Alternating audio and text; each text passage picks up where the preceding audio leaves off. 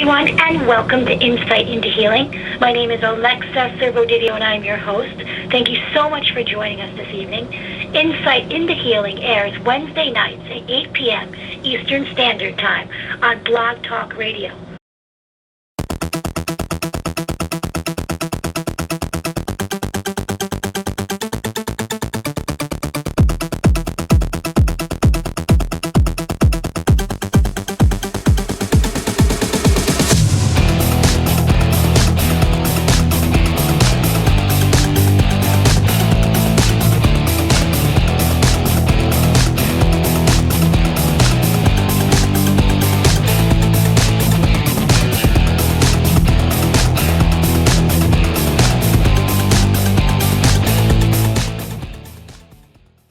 I've done a lot of research on salt, and salt is very confusing for the average consumer and the average chef. They see the word sea salt on a package, and they were like, oh, this is great, sea salt's great. But when you think about it, all salt came from the sea.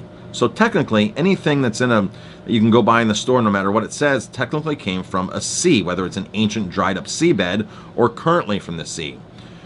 Himalayan salt is fantastic, but there's over 50 different companies mining in Pakistan. And so when you say Himalayan salt, it's a generic term. It's not like a brand that has these high standards. It's just coming from a great area. For me personally, I like to buy the Redmond Real Salt from Utah. It has one mine, family owned. There's no other outsourcing. It's their salt.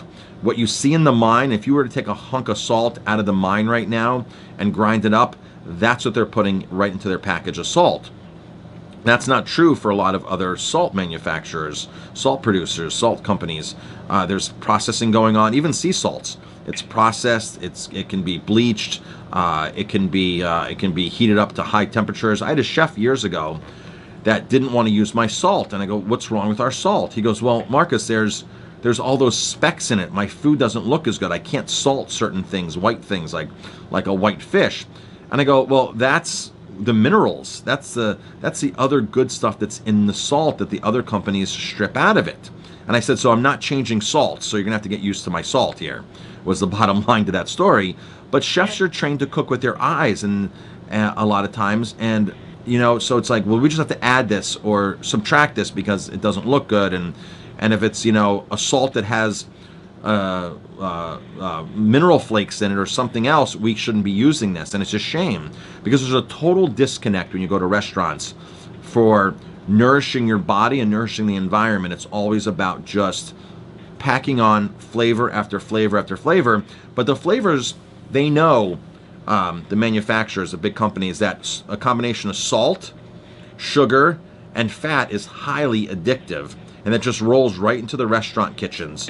Salt, fat, sugar. Any of those combinations by themselves or together, highly addictive.